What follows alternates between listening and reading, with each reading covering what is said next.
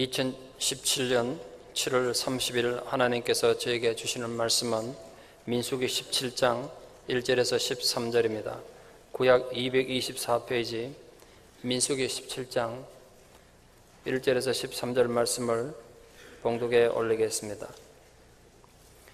여호와께서 모세에게 말씀하여 이르시되 너는 이스라엘 자손에게 말하여 그들 중에서 각 조상의 가문을 따라 지팡이 하나씩을 취하되 곧 그들의 조상의 가문대로 그 모든 지휘관에게서 지팡이 12를 취하고 그 사람들의 이름을 각각 그 지팡이에 쓰되 레위의 지팡이에는 아론의 이름을 쓰라. 이는 그들의 조상의 가문에 각 수령이 지팡이 하나씩 있어야 할 것임이니라. 그 지팡이를 회막 안에서 내가 너희와 만나는 곳인 증거궤 앞에 두라. 내가 택한 자의 지팡이에는 싹이 나리니 이것으로 이스라엘 자손이 너희에게 대하여 원망하는 말을 내 앞에서 그치게 하리라.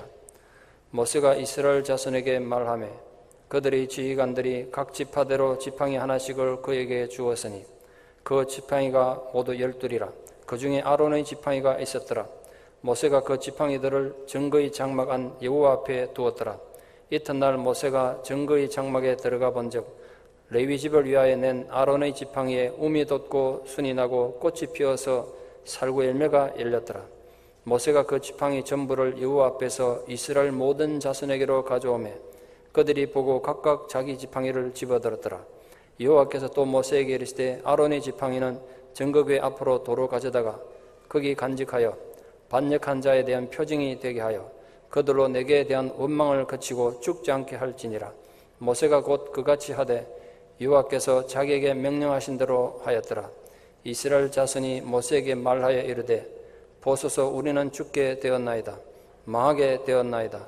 다 망하게 되었나이다.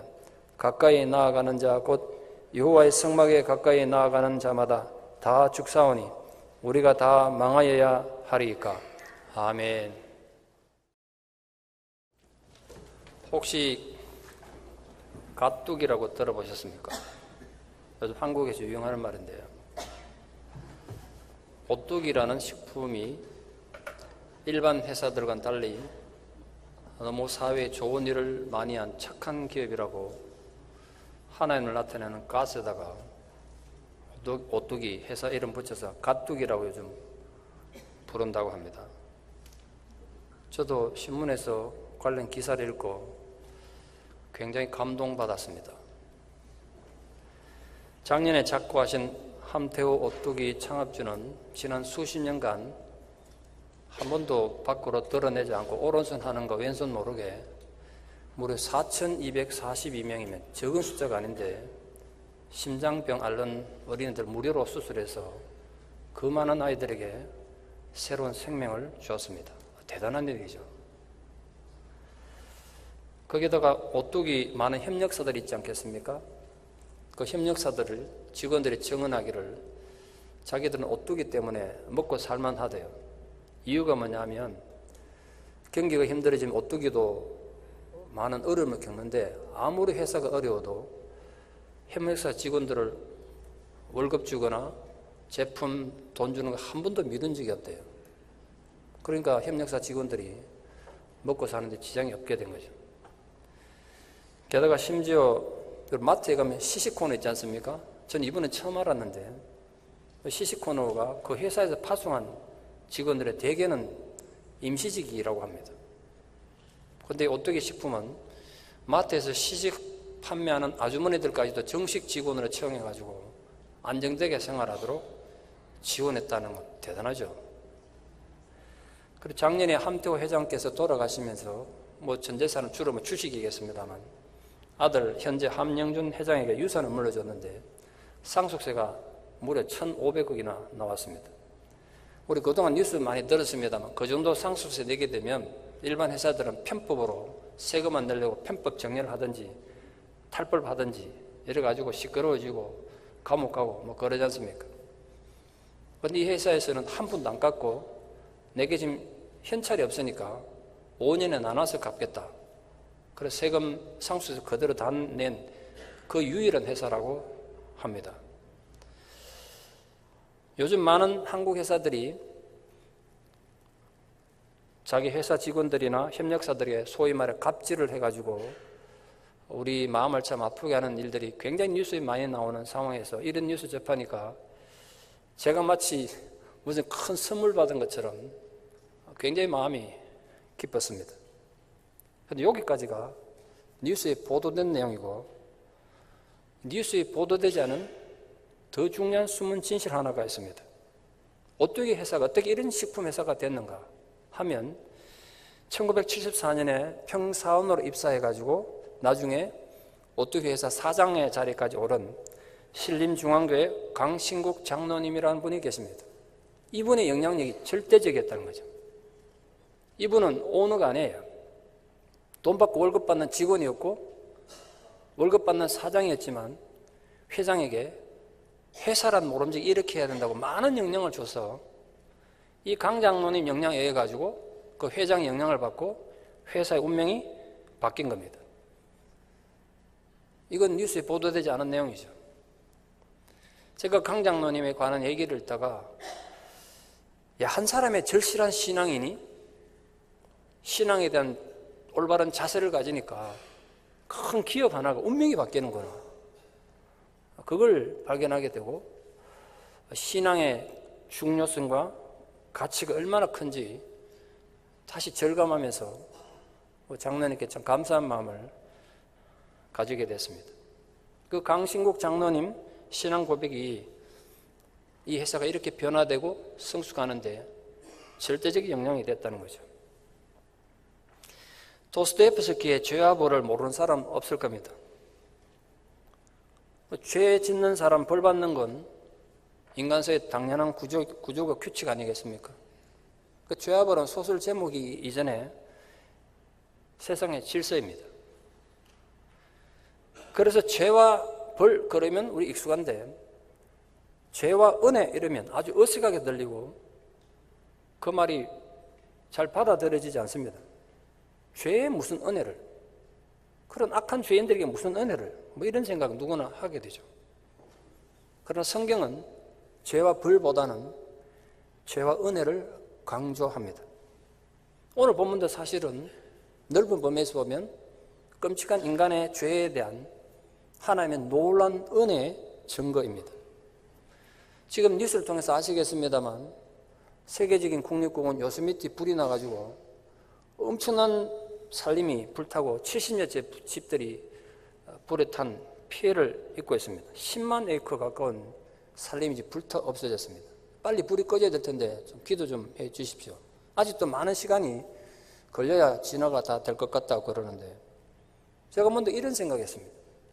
그 큰 산불이 완전히 진화되려면 어떻게 해야 됩니까? 불붙은 지역이 10만 에이커라면 99,999에이커쯤 불 거면 거의 다 끈 거 아닙니까? 그러면 소방관들 철수해도 됩니까? 아마 아닐 겁니다. 그럼 좀 더 양보해가지고 99,999.99에이커 산불이 진화되면 불 다 껐다고 말할 수 있습니까? 그것도 아닙니다. 이런 놀랍게도 10만 에이커라 되는 그 엄청난 넓이의 산불이 다 꺼지려면 우리 눈에도 잘 보이지 않는 작은 불씨 하나조차도 보이지 않을 정도로 진화해야 산불이 꺼진 겁니다. 작은 불씨 하나 남겨두면 그게 또 되살아날 것이고 또 불은 또 나는 것입니다. 하나님께서는 이스라엘 백성들이 또다시 이 제사장직에 도전하는 불경을 저질러서 죽음을 당하는 비극은 일어나지 않도록 이들의 반역의 불씨를 완전히 끌 수 있는 특단의 조치를 취한 것이 오늘 본문의 내용입니다. 그런 생각해낸 것이 마른 막대기에 지나지 않은 아론의 지팡이에 꽃을 피우고 살구 열매를 맺게 한 겁니다. 하나님이 얼마나 답답하셨으면 이런 일까지 하셨겠어요. 무슨 애 장난 같고 마술 같은 일 아니겠습니까? 답답한 건 하나예요. 사람은 남녀노소 동서고금망론하고 누구나 남들에게 인정받는 거 좋아하고 그래서 높은 자리에 올라가려고 애를 씁니다. 때문에 고라의 땅에 이 반역의 후유증으로 여전히 아론의 대제사장직에 대한 욕심을 내는 무리들이 이스라엘 가운데 존재했단 말이에요. 또 언제 반역의 불씨가 되살아나서 거대한 영적인 산불이 돼가지고 이스라엘 민족을 불태워서 수많은 사람들이 죽어나갈지 모를 일입니다. 답답하고 안타까운 하나님께서 그 비극을 방지하고자 12지파 대표하는 지도자들의 지팡이를 하나님 앞에 가지고 나오게 했습니다. 이스라엘은 유목민들입니다. 유목민들에게 지팡이는 매우 중요한 물건입니다. 가축을 통제하는 데 꼭 필요한 도구였을 뿐 아니라 외부 침략자들이나 맹수들로부터 가축이나 자신들의 목숨을 보호하는 굉장히 중요한 무기였습니다. 동시에 그 지팡이는 그 사람의 신분과 권위를 나타내는 표식이었을 뿐 아니라 그 사람과 힘의 자격을 상징하는 상징표였습니다. 고대 파라오의 이 권위를 나타내는 이 홀도 결국은 지팡이 아니겠습니까? 모세가 이집트에서 주술사들과 대결해서 싸워 이긴 것도 지팡이였고, 온갖 이적을 행해서 결국은 출애굽 완성시킨 것, 홍해를 가른 것, 다 지팡이를 행했습니다. 그 지팡이를 히브리어로 말하면 마테인데, 마테. 이게 똑같은 단어가 지파라는 말도 번역이 됩니다. 아마 각 지파의 지도자들이 권위의 상징 지팡이를 가지고 백성들을 이끌었기 때문에 이게 지팡이도 되고 그 지파도 상징하는 단어가 된 것 같습니다. 이 지팡이들을 법궤 앞에 갖다 놔놓고 과연 하나님께서 어느 지파에게 제사장의 자격을 주셨는지 공개적으로 증명하는 테스트 하시겠다는 거예요. 그런데 레위 지파는 출애굽할 때부터 특별한 집단으로 분류됐기 때문에 족장을 따로 세우지 않았습니다. 레위 지파만은 대표하는 족장이 원래 없습니다.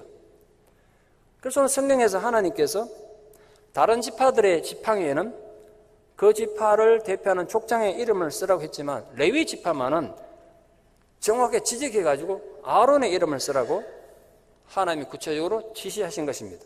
왜냐하면 이 아론의 대제사장직에 대해서 시비를 걸고 반역을 일으켰던 고라 그 자체가 레위 지파이기 때문에요. 아론은 같은 레위 지파 안에서조차도 이 같은 동족 안에서도 지도권이 도전받고 있었기 때문에 하나님께서 레위 지파의 지도자는 아론이다. 그걸 증명하기 위해서 아론의 이름을 쓰라. 안 그러고 레위 지파끼리 투표해서 지도자 정해라. 그럼 또 난리가 나지 않겠습니까? 하나님 그걸 지정하셨어요. 각 지파를 대표하는 12개 지팡이는 단지 메마른 막대기에 불과했습니다. 수년 또는 수십 년 짚고 다니는 지팡이에 무슨 생명이 있겠습니까? 근데 놀랍게도 다음날 아침에 보니까 이 마른 막대기 같은 아론의 지팡이에 마술처럼 싹이 트고 꽃이 피고 살구 열매가 열렸단 말이에요. 하룻밤 사이에 살구나무의 전 생장 과정, 우미 돋고 싹이 피고 꽃이 피며 열매 맺는 그 모든 과정이 하룻밤에 일어난 겁니다. 이 자연 법칙을 뛰어넘는 이 기적은 아론의 대제사장 권한은 사람이 마음대로 조작할 수 있는 게 아니라 전적으로 하나님 주권에 의한 것임을 이렇게 극적으로 하나님이 증명하신 겁니다.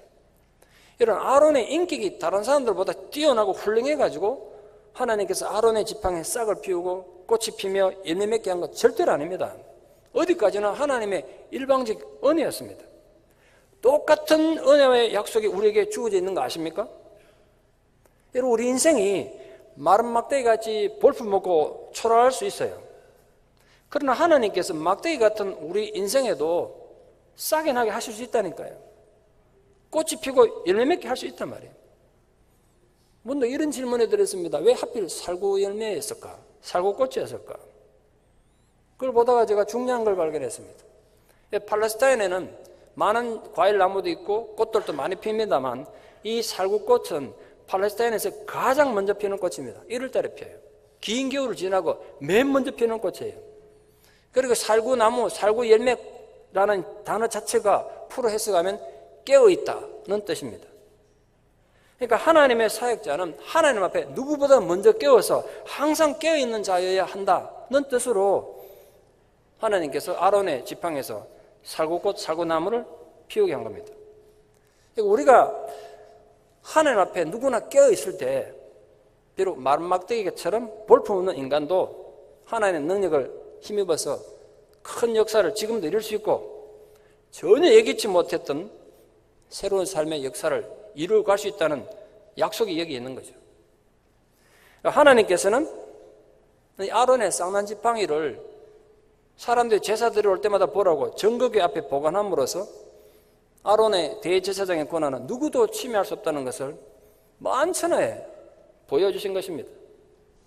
아론의 쌍난 지팡이는 이스라엘 백성들에게 영원한 기념물이 되어가지고 십계명 두 돌판, 만나가 들어있는 황금 항아리, 그거와 함께 정거궤 안에 영구 보관됐습니다. 물론 이게 나중에 솔로몬 때 성전 건축하고 난 뒤에 법궤 가져갔을 땐 그 안에는 돌판밖에 없었다고 성경이 되어 있으니까 중간에 없어진 것 같습니다. 어쨌든 이게 오늘 본문의 줄거리입니다. 이런 데이비드 커퍼필드라고 세계적인 마술사가 있는데 오늘 본문 내용 읽으면서 이건 꼭 마술 같다 이런 생각을 제가 들었습니다. 이 마술 같은 이 사건에서 우리는 어떤 신앙적 의미를 발견해야 합니까? 첫째, 이 아론의 지팡이에서 싹이 난 이 특별한 사건은 고라 사건과 같은 큰 사건을 겪고 지금 당황하는 출애굽 2세대, 부모 세대는 다 죽었고 지금 다 새로 세어난 제2세대가 또 이런 비극을 당했어요. 거기서 당황이 됐겠죠. 우리 어떻게 되냐. 그 당황하는 출애굽 2세대에게 하나님께서 똑같은 비극이 다시 되풀이되는 걸 방지하기 위해서 그들을 가르치시려는 재교육하려는 의도가 큰 것 같습니다. 이제는 너희들이 너희 부모 세대처럼 반역받아 죽는 삶이 아니라 이해되지 않고 너희 마음에 좀 안 들더라도 하나님 말씀에 순종하는 올바른 신앙생활을 통해서 부디 복받는 족속이 되기를 바란다. 나는 너희들이 하나님 앞에 복받고 잘 됐으면 좋겠다. 그 하나님 사랑의 표현이었단 말이에요. 왜냐하면 이 사건 이후로 누가 참된 제사장인가? 이것 때문에 두 번 다시 반역이 일어난 일이 이스라엘 역사에 생겨나지 않았기 때문입니다. 이스라엘이 나중에 나라를 세우고 그 나라가 망할 때까지 거의 1000년 가까운 기간 동안 두 번 다시 내가 제사장 할래. 그리고 제사장에 대해 반역하는 사건은 일어나지 않았습니다. 수백 명이 불에 타 죽고 14,700명이나 되는 사람들이 연병에 죽어도 반역의 불씨를 완전히 소멸시키지 못했는데 이 아론의 막대기에 싹이 난 이 사건이 얼마나 영향이 컸는지 이스라엘 백성들의 사고를 바꿔버린 겁니다. 두 번째로 이스라엘을 이렇게 재교육하기 위해서 하나님이 얼마나 무한한 능력을 가지신 분이신지를 극적으로 백성들에게 보여준 것입니다. 12개 지팡이 모두 다 생명 없는 죽은 것이었습니다. 수년, 수십 년간 짚고 다니던 그 지팡이에서 싹이 나고 꽃이 피고 열매 맺히리라고 누가 상상을 했겠어요. 그러나 하나님의 능력은 무한하신 거예요. 죽은 나무에서 열매 맺게 하는 정도가 아니라 바다를 육지처럼 가라는 분이시고 반석에서 물을 내게 하시고 하늘에서 불을 내려서 재물을 태우게 하시고 심지어는 죽은 자를 다시 살리게 하세요. 그 하나님의 능력이 이 아론의 지팡이에 생명을 불어넣은 것입니다. 누가 이 기적을 부인할 수 있겠습니까? 그럼에도 불구하고 믿음 없는 자들은 이 기적을 비웃으면서 의문을 던질 겁니다. 아니 어떻게 하룻밤 사이에 마른 막대기에서 싹이 나고 꽃이 피고 열매를 맺을 수 있나? 도저히 믿을 수 없는 일이다. 그건 단지 마술이고 속임수에 불과하다. 그렇게 주장할지도 모르겠습니다. 왜 그들은 기적을 믿지 못합니까? 궁극적으로 그들의 모든 생각과 행동에서 하나님을 인정하지 않기 때문입니다. 그러나 언제나 믿음을 가진 자들은 이 지팡이의 기적 속에서 하나님이 친히 다스리시는 세상의 아름다움을 볼 것입니다. 그걸 초월하여 하나님은 우리의 모든 생각과 상상을 뛰어넘는 어떤 불가능한 일도 충분히 하실 수가 있다. 그 믿음을 가지게 될 것입니다. 그것이 아론의 쌍난 지팡이 사건에 주는 두 번째 교훈입니다. 세 번째는 하나님이 어리석고 연약한 이스라엘 백성들에게 구체적으로 은혜를 드러내기 위해서 하나님 은혜를 주시기 위해서 아론의 마른 지팡이에 꽃을 피우게 하셨습니다. 여러분 성경에 수많은 단어가 있고 문장이 있고 세상에 수많은 말이 있습니다만 제가 가장 사랑하고 복되게 생각하는 건 은혜입니다. 하나님 은혜보다 더 아름다운 말, 더 아름다운 게 어디 있겠습니까? 생명 없는 마른 지팡이는 반역하는 이스라엘 백성을 상징하고 우리 악한 인간의 본성을 상징합니다. 아시다시피 이스라엘은 연거푸 반역을 도모했던 악한 백성들이었습니다.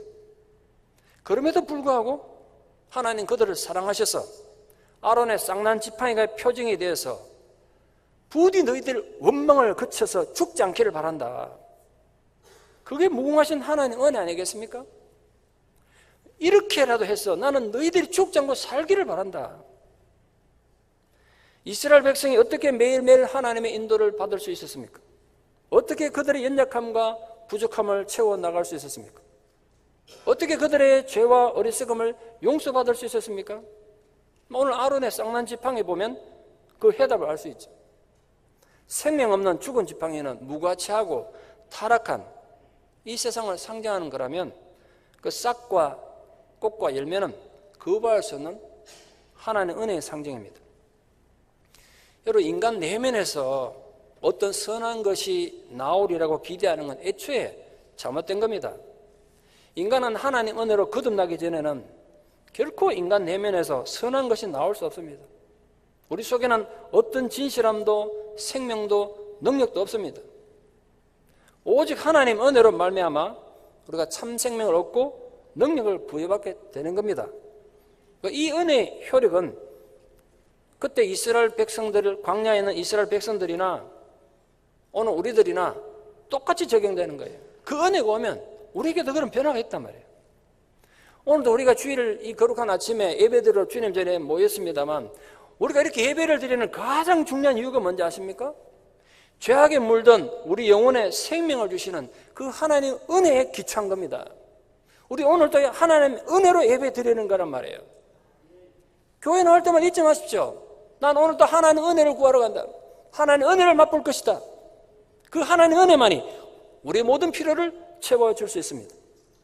그러니까 여러분, 이 예배의식은 뭐 목사가 설교를 얼마나 잘하냐, 성가대 찬양이 얼마나 화음이 좋냐, 이게 아니라 이 예배를 통해서 메마른 가지 같은 내 심령에 하나님 은혜가 부어지는 거기에 기초하고 있습니다. 그러니까 여러분, 부디 예배를 드릴 때마다 이 예배를 통해서 그 하나님 은혜를 만나기를 축원합니다. 그로 인해서 죽어있던 여러분의 심령에도 싹이 나고 꽃이 피고 열매를 맺는 아름다운 축복이 있기를 진심으로 축원합니다. 네 번째, 가장 중요한 이유가 있는데요, 이 모든 것을 통해서 이스라엘의 회개에서 구원 얻게 하는데 큰 목적이 있습니다. 우리 이미 몇 주간 이스라엘의 반역을 살펴보셨습니다. 이스라엘 백성들은 지난날 땅이 갈라져서 죽고 하늘에서 불이 내려서 지도자 250명이 죽고 연병의 저주로 14,700명이나 죽는 끔찍한 재앙을 보고서도 아직도 하나님 주권에 도전하고 회개하지 않았단 말이에요. 그런데 생명 없던 아론의 지팡이에서 싹이 나고 꽃이 피고 열매가 맺힌 이 사건을 체험하고 비로소 그제서야 자신들의 죄를 인식하였고 죄책감과 두려움으로 외치게 됐습니다. 보소서, 우리가 죽게 되었나이다. 망하게 되었나이다. 다 망하게 되었나이다. 전 정말 놀랍게 생각했습니다. 회개라고는 할 줄 모르던 이스라엘 백성들이 이렇게 처절하게 두려움을 느끼고 회개를 하다니 놀랍지 않습니까? 여러분, 기독교의 본질은 징계와 정죄에 있는 게 아닙니다. 너 죄 받았으니까 죄 지었으니까 징계받아 저주받아 죽어라, 이게 아니란 말이에요. 아무리 악한 인간이라도, 지금까지 지은 죄가 아무리 많더라도 너의 죄를 용서받을 수 있는 길을 알려주고 회개해서 생명 얻게 하는 것이 기독교의 본질 아니겠습니까? 오늘 아론의 쌍난 지팡이가 바로 그 도구였단 말이에요. 그렇게 회개할 줄 모르던 이스라엘 백성들이 집단적으로 회개하게 됐어요. 하나님이 이스라엘을 정죄하는 것이 목적이고 그들을 멸망시키는 것이 하나님의 의도라면 뭐 그럴 필요 없잖아요. 이스라엘은 미처 알지 못했던 하나님의 깊은 섭리가 그들 위해 시퍼렇게 살았다는 것을 이 아론의 쌍난 지팡이 사건을 통해서 비로소 깨닫게 된 겁니다. 아우구스티누스가 어느 날 해변을 걸으며 삼일째 교리를 이해하기 위해서 아주 고민하고 명상을 했습니다. 삼일째 교리는 정말 힘들고 어렵습니다. 저도 가르치고 배우지만 그걸 누가 이해하겠어요? 그러던 중에 어린 꼬마 한 소년이 조그마한 조개 껍데기를 가지고 바닷물을 퍼가지고 모래 구멍에다 열심히 붓는 걸 봤습니다. 땀을 뻘뻘 흘리며 열중하는 꼬마가 귀여워서 아우구스티누스가 물었습니다. 꼬마야, 뭐하고 있니? 그 소년이 여전히 물을 조기급대로 열심히 퍼다면서 빼꼼히 아우구스티누스 보면 이렇게 말했습니다. 지금 이 구멍으로 바다를 옮겨 놓는 중이에요. 바다 옮기겠다는 게 지금. 참회록에 나온 내용인데 그 순간 그 소년이 자기 같다는 걸 아우구스티누스가 깨닫게 됐습니다. 그때 깨달았다는 거예요. 아, 바로 이거였구나.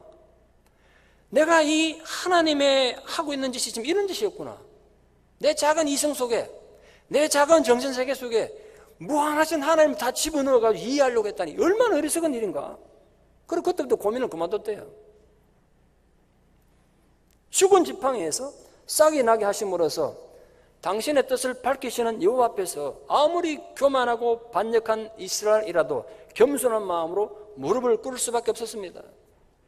여러분, 인간의 생각으로는 도저히 상상도 할 수 없는 일이 하나님의 손 안에서는 아무런 제약도 없이 일어나는 걸 보면서 인간의 나약함과 하나님의 위대한 능력을 뼈저리게 깨닫게 하신 사건이 오늘 이 마술 같은 사건이란 말이에요. 문제는 우리입니다.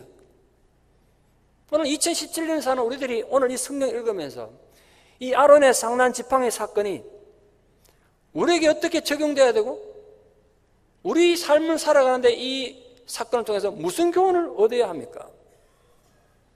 첫 번째 교훈은 이것입니다. 처음 12개의 지팡이는 모두 말라버린 생명 없는 막대기에 지나지 않았습니다. 그런데 그 중에 하나는 갑자기 생기는 아름다운 모습을 변했고 나머지는 여전히 쓸모없는 마른 지팡이로 남아 있었습니다. 이것은 죄로 인해서 죽을 수밖에 없는 인간을 다루시는 하나님의 방법을 보여줘요. 아담의 타락으로 모든 인간은 마른 막대기로 태어나요. 죽은 존재로 태어난단 말이에요. 죄 가운데 태어나요. 그게 원죄잖아요. 그런데 영혼이 마른 막대기 같은 죽은 상태로 태어나서 한평생 살아가는 거지 않습니까? 그런데 아론의 쌍난 지팡이처럼 그 죽음의 구덩이에서 하나님의 은혜로 살아나서 변화된 인격의 열매를 맺는 놀라운 축복을 저와 여러분이 받은 거 아닙니까? 아론의 쌍난 지팡이를 단지 하나의 기적으로만 생각하지 말고 오늘 우리에게 주는 교훈의 의미를 우리가 좀 제대로 깨닫고 적용해야 될 의무가 있지 않냔 말이에요. 모든 사람들은 자신들이 나름대로 믿고 사는 인생의 지팡이 하나쯤 갖고 있습니다. 우리 크리스찬들에게 그 지팡이는 믿음입니다. 아론의 지팡이처럼 우리들의 믿음도 살아 움직이는 실제적인 믿음을 소유하기를 축원합니다. 믿음의 지팡이는 역경과 시련 속에서도 꽃을 피웁니다. 아론의 죽은 지팡이에서 싹이 났듯이 믿음은 역경 속에서도 싹을 피우고 꽃을 피우고 열매를 맺습니다. 싹이 났다는 건 생명이 있다는 증거 아닙니까? 이름 뿌린 신앙인은 죽은 시체 같아서 아무리 세월 지나도 스스로 싹을 피우지 못합니다. 어찌 열매를 맺겠어요? 영적 생명은 거듭난 그리스도인에게서만 나타나는 겁니다. 여러분, 우리가 이렇게 시험 들고 저렇게 시험 들고 누구 비판하지만 딴 거 할 필요 없어요. 내 안에 생명이 없으면 아무리 살아도 열매가 없는 거예요. 중요한 건 내 자신이라고요. 나 그런 사람은 너무 안타까워요. 안을 들여다보십시오. 남 비판하기 전에. 내 안에 생명이 없으면요, 교회가 아무리 크면 무슨 소용이 있어요? 교회 건물 아무리 잘 지으면 무슨 소용이 있어요? 내가 죽는데. 하나님 은혜가 그 안에 작동함으로써 영적 생명의 꽃을 피우는 것입니다. 이 생명이 여러분 안에 있기를 바라요. 이 영적 생명은 정신적, 도덕적, 사회적 여러분의 모든 행위 속에서, 그리고 여러분의 감정과 성격 속에 열매로 나타나는 겁니다. 두렵고 떨리는 마음으로. 그래서 제가 묻고 싶습니다. 여러분의 신앙은 마른 막대기 같이 죽은 존재입니까? 아니면 꽃을 피우고 열매를 맺는 생명이 있는 존재입니까? 자신의 내면을 한번 들여다보십시오. 자신의 영혼 속에 풍성한 열매가 맺혀 있습니까? 아니면 거친 가시만 잔뜩 돋아 있습니까? 히브리서 6장 8절에서 이렇게 경고하고 있습니다. 만일 가시와 은근키를 내면 버림을 당하고 저주함에 가까워 그 마지막은 불사람이 되리라. 마지막 책임은 내가 지는 거예요. 원망과 불평하는 건 자유신데 책임은 내가 져요. 그 깨달음을 가슴에 새기고 습관적이고 기계적인 종교인이 아니라 생명의 열매를 인격 속에 많이 맺어가는 복 있는 하나님 자녀로 한 생애를 사시기를 진심으로 축원합니다. 둘째로, 자연 상태의 모든 싹과 꽃은 오래 못 가고 시들고 맙니다. 강대상의 아름다운 꽃꽂이 한번 보십시오. 우리 집사님들이 토요일마다 오후 5시까지 늦게까지 해서 갖다 놓습니다. 이렇게 아름다운 꽃꽂이도 토요일에 청소하러 오면 쓰레기가 돼 있어요. 다 시든다고요. 죽잖아요. 그런데 아론의 지팡이에 돋아난 꽃은 오래도록 아름다웠고 열매를 맺고 있었다는 거예요.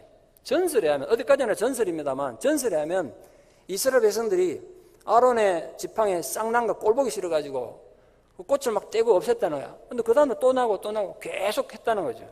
아무리 그 없애도 제갈려고 했었지만 꽃이 계속 돋아나고 열매가 맺혀서 없애지 못했다. 그런 전설이 있습니다. 아마 전설이긴 하지만 이스라엘 사람이라면 충분히 그랬으리라 저런 생각이 들어요. 생명 속에는 번식하는 힘이 있습니다. 생명은 확산하는 법이에요. 커다란 숲도 몇 개의 씨앗에서 시작됐다는 말이 있지 않습니까? 생명의 신앙은 인격의 열매를 맺습니다. 참된 그리스도인은 생활 속에서 고상한 인격의 열매를 맺어서 주위 사람들을 유익하게 하는 사람 아닙니까? 에베소 5장 9절에 이렇게 말하고 있습니다. 빛의 열매는, 즉 인격의 열매는 모든 착함과 의로움과 진실함이 있느니라. 그래서 생명 속에는 세상을 아름답게 만드는 힘이 있습니다. 우리가 비록 마른 막대기 같은 죽은 존재였을지라도 하나님 은혜로 인해서 꽃을 피우고 열매를 맺는다면 우리로 인해서 세상은 아름답게 변하는 겁니다. 여러분, 세상 너무 불평하지 마십시오. 사는 게 왜 이렇게 힘드냐고, 세상에 왜 이렇게 거짓이 많냐고, 왜 이렇게 모순이 많냐고 불평하기 전에 나로 인해서 내가 사는 세상이 행복해지고 아름답게 되기를 바랍니다. 내가 세상에 변화가 되기를 바랍니다. 내 주변이 나로 인해서 얼마나 아름다워졌는가 한번 둘러보십시오. 제가 말씀드렸지 않습니까? 우리는 하나님 존재를 증명하는 존재라고. 무엇으로 하나님을 증명합니까? 내 인격의 열매로 그렇게 하는 거예요. 나로 인해서 이 세상에 하나님이 증명되고 있는가 끊임없이 물어야 되는 거예요. 아론의 쌍난 지팡이를 정국의 앞에 두고 증거로 삼았습니다. 오늘날 정국에는 하나님 말씀인 성경입니다. 여러분, 말씀을 가까이 하고 말씀 안에서 살아계신 하나님 임재를 느끼면서 이런 심령을 새롭게 다져 나가셔야 합니다. 은혜의 말씀을 통해서 세상을 조금씩 더 아름답게 가꾸어가는 사랑스러운 하나님의 백성들 되기를 진심으로 축원합니다. 마지막으로 아론의 이 마른 나무 지팡이에 싹이 난 사실은 창조주 하나님께서는 죽음에서도 생명을 창조하실 수 있는 능력을 갖고 계시며 그 하나님 믿는 우리에게 또한 능치 못할 일이 없다는 약속이란 말이에요. 썩은 막대기와 같은 무능력하고 쓸모없는 사람이라고 이런 세상에서는 무시당할지라도 하나님께서 불러 쓰시면 놀라운 일을 감당하게 되는 겁니다.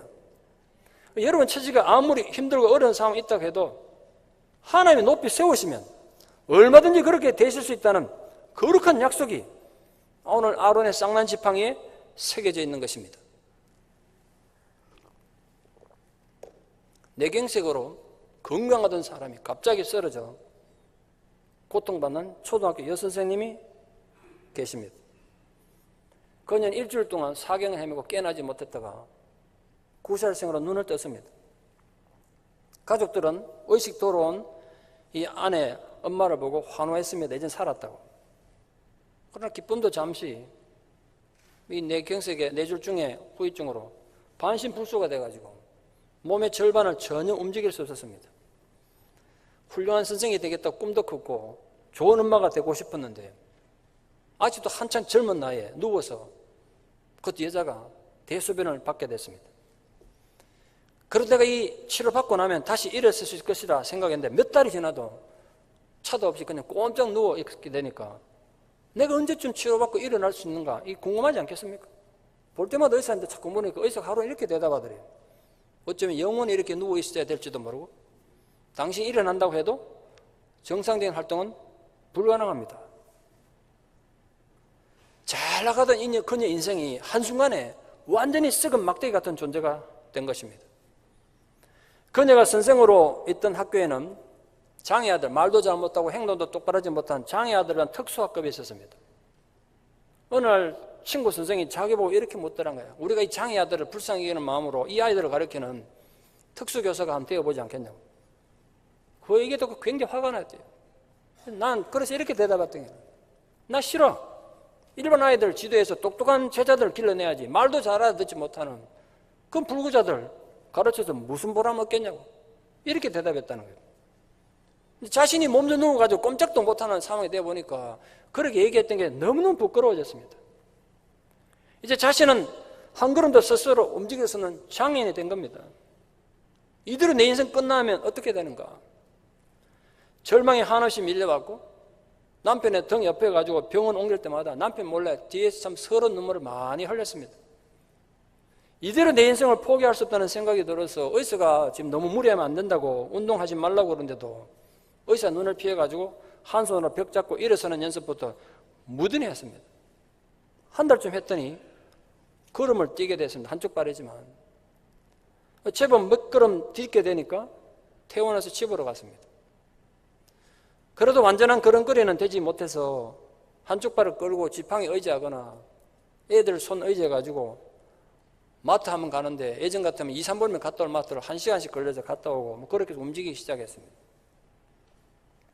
그 결과 아직은 몸은 불편하지만 학교 다시 복귀하게 됐습니다. 예전에는 관심도 없었던 그 장애아들이 눈에 들어온 거죠. 이제는 남은 생애를 장애아이들을 위해 헌신하겠다는 마음으로 특사급 교사가 돼가지고 아이들을 사랑으로 보살피는 사람이 됐습니다.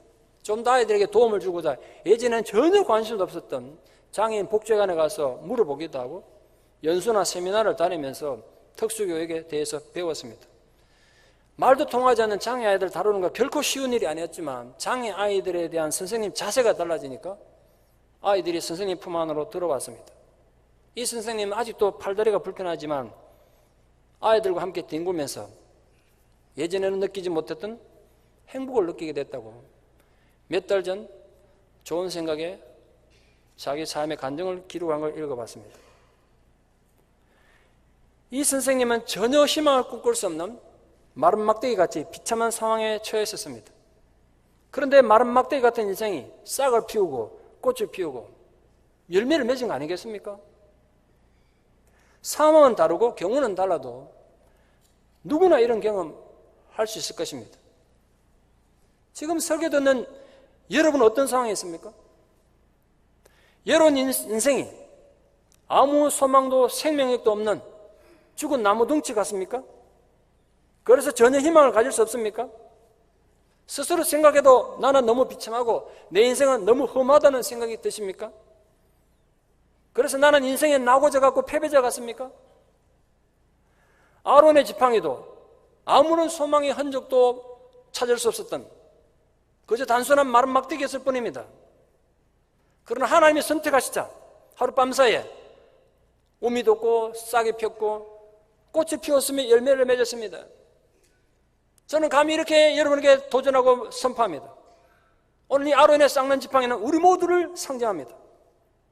하나님 눈길이 여러분에 가서 멈추면 비록 보잘것없는 상황에 노출되어 있고 힘겨운 현실에 맞서서 벅찬 싸움을 싸워야 할지는 모르지만 여러분 인생에도 싹이 나고 꽃이 피고 마침내 찬란한 열매가 맺히는 기적이 있을 줄 믿습니다. 마르고 시든 지팡이와 같은 인생이 희망의 싹을 틔우고 향기 나는 신앙의 꽃을 피우고 풍성한 삶의 열매를 맺는 하나님 자녀가 되기를 진심으로 축원합니다. 부디 이 아론의 쌍난 지팡이가 단지 저 먼 과거의 전설이 아니라 오늘 여러분의 삶 속으로 다가와 주시는 하나님의 위로와 격려에 살아있는 약속이 되시기를 진심으로 축원합니다. 기도드리겠습니다. 거룩하신 아버지 하나님, 우리 삶은 때로 정말 마른 막대기처럼 아무런 소망도 희망도 생명도 가지지 못했었습니다. 그러나 오늘 우리가 말씀을 통하여 위로받고 약속을 붙잡습니다. 비록 내 인생이 아론의 마른 막대기 같은 존재였을지라도 주께서 나와 함께 하시고 하나님의 눈길이 나에게 와서 머물면 내 인생에도 움이 돋을 것을 믿습니다. 싹을 피울 것이며 꽃이 피고 열매 맺을 것을 믿습니다.